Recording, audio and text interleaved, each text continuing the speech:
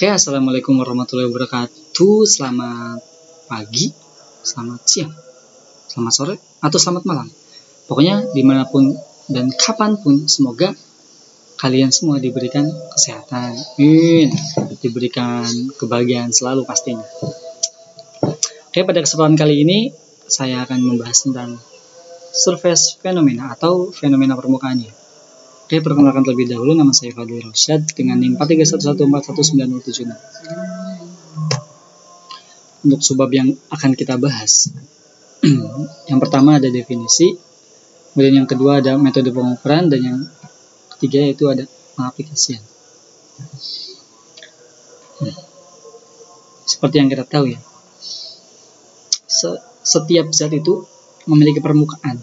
Contoh, ada permukaan padat, permukaan padat, ada permukaan meja, ada permukaan air, dan lain-lain.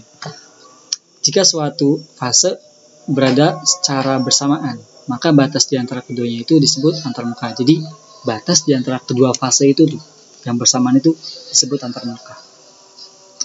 Dan di antara dua fase tersebut terdapat sebuah gaya. Nah, gaya ini tuh disebut dengan gaya tegangan antarmuka. Oke, kita masuk ke definisi ya. Apa sih tegangan termuka itu?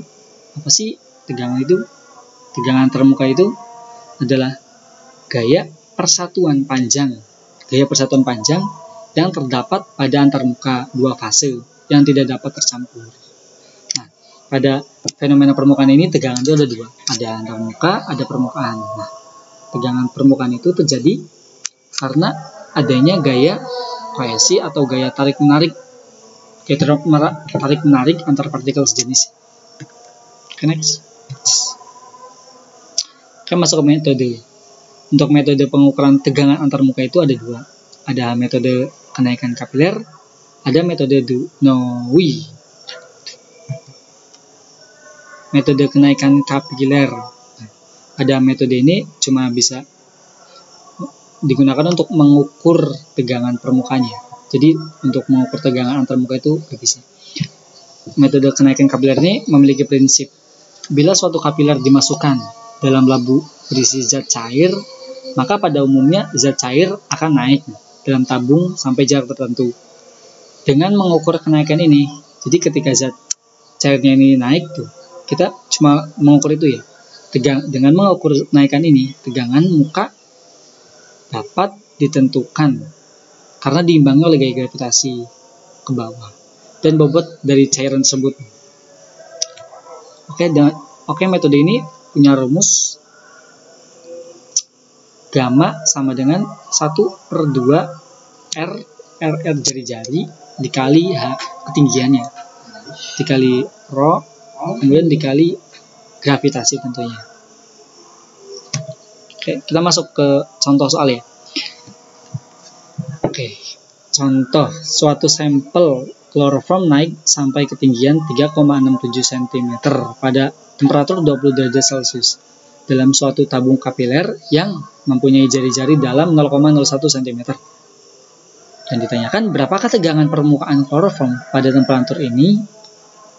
Oke. Seperti yang kita tahu, pada soal tersebut kan ada beberapa yang sudah diketahui ya. Ada ketinggian H 3,67 cm, kemudian ada jari-jari 0,01 cm, dan juga ada rho dari senyawa tersebut, kloroform. Rho kloroform itu 1,476. Ya. Kemudian ada gravitasi tentunya 9,81. Oke, kita catat dan diketahui, kita masukkan diketahui. Kemudian ditanyakan apa? Yang ditanyakan berapakah tegangan permukaan kloroform? Berarti yang ditanyakan gamma. Jawab. Kita masuk ke rumus ya. Gamma sama dengan 1/2 kali R kali H kali rho kali gravitasi. Oke. Dan ke bawah. Setengah dikali R. R-nya ada berapa? R-nya itu 0,01 cm.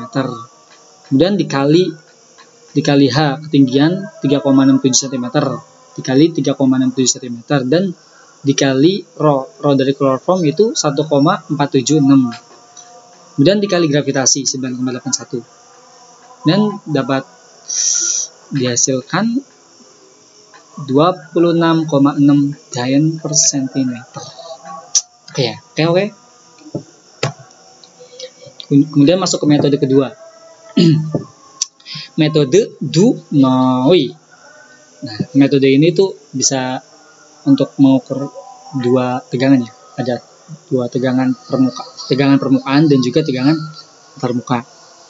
Metode Dunoi ini memiliki prinsip gaya yang diperlukan untuk melepaskan suatu cincin.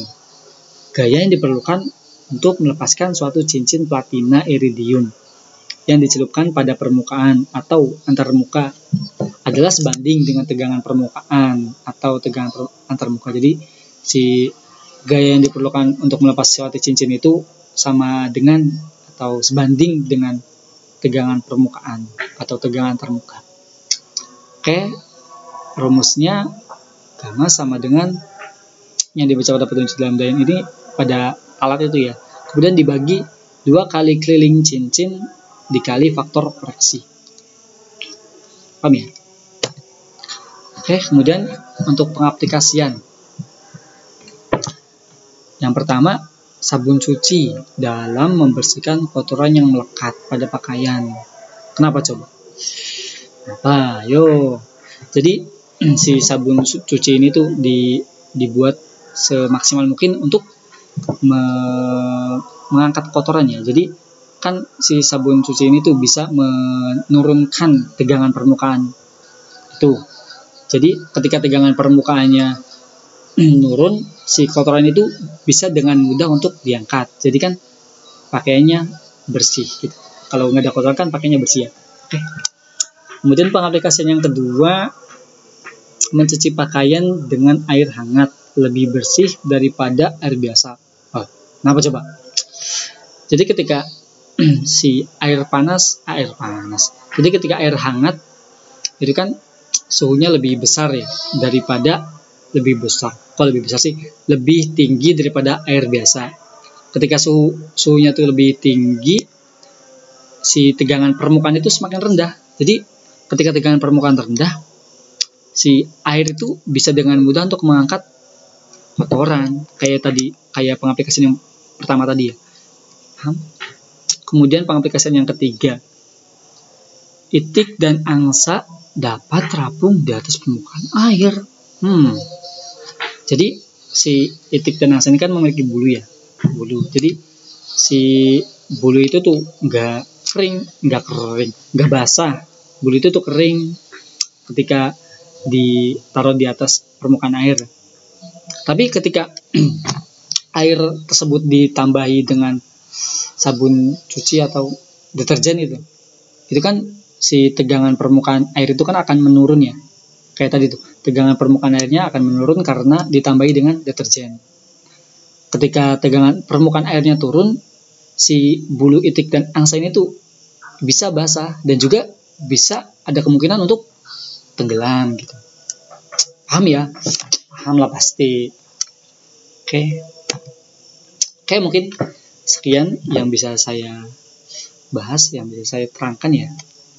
Kurang lebihnya mohon maaf.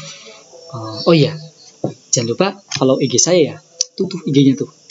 Oke, kurang lebihnya mohon maaf.